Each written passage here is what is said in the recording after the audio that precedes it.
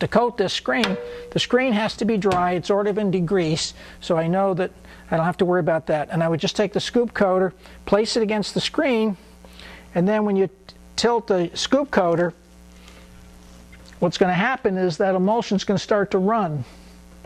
As you can see, it is. And then when it runs to the point where it's up against the screen, then we'll be able to draw the scoop coater up the screen. And this is all a little bit stiff. It's getting there.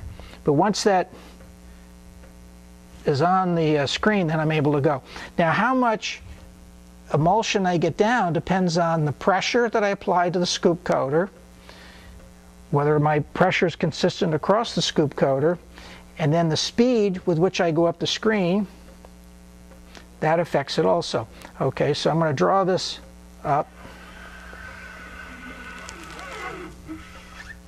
And you can see that the emulsion had lots of water coated, and this pink emulsion, which poured fairly easily, but the one in the middle has not gotten down to the edge. And as a result, I have no coating there. So you can see the difference. Now, normally in your operation, you would not put 3 different emulsions in the same scoop coater. I did this just for demonstration purposes. And also, you may notice, if you look at this, about the consistency, you know, how consistent is the emulsion? And they're both pretty consistent. What about on the other side? How do they look? Looks okay. A little bit heavy down here, but I won't be printing there. I'm interested in the center.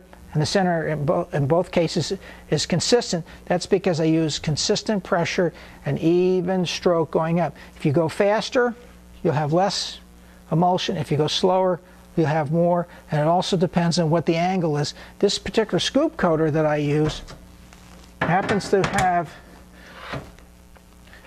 a bevel on it, so you're always able to use exactly the same angle of the scoop coater, and that's good because you want consistency in everything you're doing. So that's how you coat the screen. Now the next thing is we got to clean this scoop coater out. And how do we do that?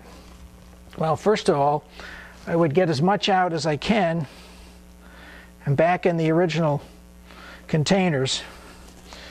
You may not be able to save it depending on what your light condition is. Now, for purposes of this video, we have white lights on, so I would never save this. But you should be in yellow light when you're handling emulsion, just like capillary film. But I would try to recover as much as I can. And then, and this is like dealing with glue. Once I've got as much out as I can, then I'm going to run it under the water. But I got to get this completely out of the scoop coater. Nothing left, because if it's left in there, it will harden, and then I'll have a heck of a time ever getting it out. So I want to get it completely cleaned out. So you have all this glue you got to clean up with, and if you're using capillary film, you don't have any of this, because you only deal with water. So why deal with this mess and the fuss? People think the capillary film is so expensive, but with capillary film, I'm not spending my time cleaning a scoop coater and the tools, and I don't have the mess, and I have much better control on the quantity that I use. Here I have to coat the whole screen, but with capillary, you only put down as much as you need for the image and the width of the squeegee. So if you have a 6-inch wide squeegee, you want a piece of capillary film that's at least 6 inches. And you can see, even as I'm doing this, it's not completely clean. It's going to take some effort on my part to scrub all this emulsion out of the scoop coater. And this is what most people in the industry do. It's a mess, but that's liquid emulsion. And if you want to use liquid emulsion, that's what you're up against.